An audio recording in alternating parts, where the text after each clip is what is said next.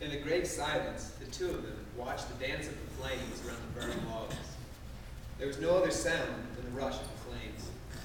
After some minutes, the pastor took the fire tongs, carefully picked up a brightly burning ember, and placed it to one side of the hearth, all alone. Then he sat back in his chair, still silent. The host watched all this in quiet wonder. As the one lone ember's flame flickered and diminished, there was a momentary glow, and then its fire was no more. Soon it was cold and dead.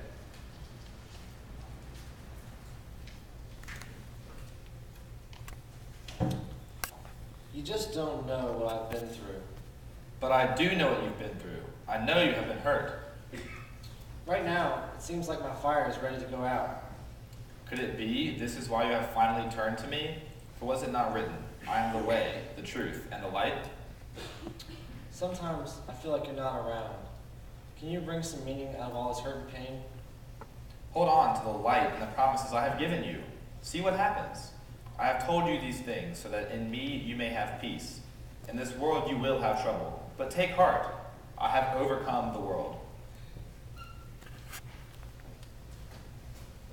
A reading from Psalms, chapter 13. How long, O Lord, wilt thou forget me forever? How long wilt thou hide thy face from me?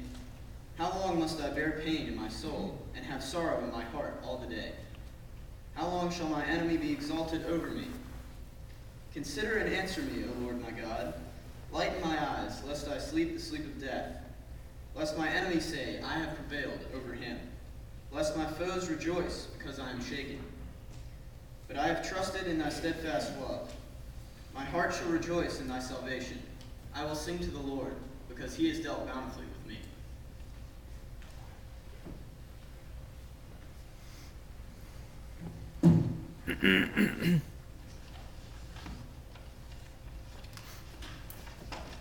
Last summer was one of the best and hardest summers of my life.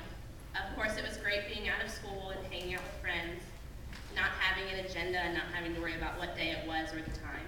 We were free. Until one day, tragedy struck. I was at work one night, just like any other, sipping my tea, chatting with the customers, hearing the sounds of Main Street and feeling the fresh air from the front door blow in. Suddenly, my phone rang. I ignored it, of course, because I was at work, saying, oh, if it's important, they'll call me back later, leave a voicemail, call the store if it's really, really important. Suddenly, my phone began to flood with text messages, multiple calls, and I still didn't answer. I got one text message that said, I'm going to call one more time, answer your phone. I told my coworker I'd be back, apologized, and walked outside. It was my best friend, so I jokingly gave her a hard time answering, hey dork, you know I'm at work, so this better be pretty important. And then I heard the sobs. My tone immediately changed. I asked what was wrong and calmed down, and I can't help if I don't know what's going on. Suddenly she started to form words, and then the sobs broke. She bawled out, my dad's dead. I fell from my feet and found myself sitting on the windowsill, speechless. We'd been best friends for over 5 years. It was as if I'd lost my own dad too. I wanted to cry, but I knew that if I cried, then I wouldn't be any good to her. I asked what happened, and she explained that he was supposed to pick up her little brother at 4:30. He never came. Her dad's girlfriend went home and found him passed away. He had had a heart attack, his second in 2 years. The days to come were not going to be easy. I, of course, asked what was going on and if she needed me to do anything.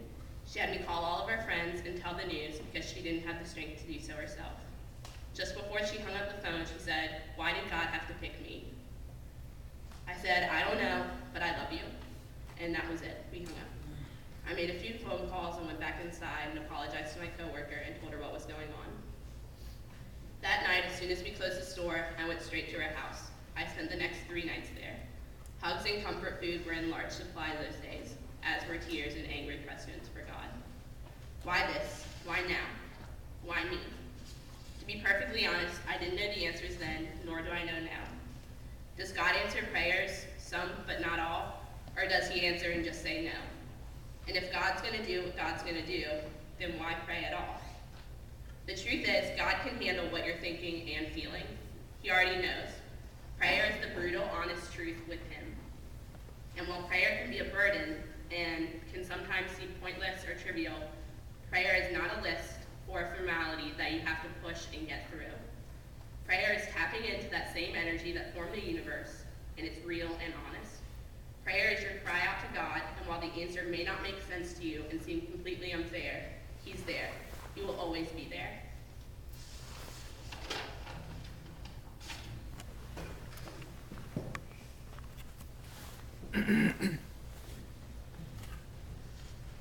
Not a word had been spoken since the initial greeting after the knock on the door.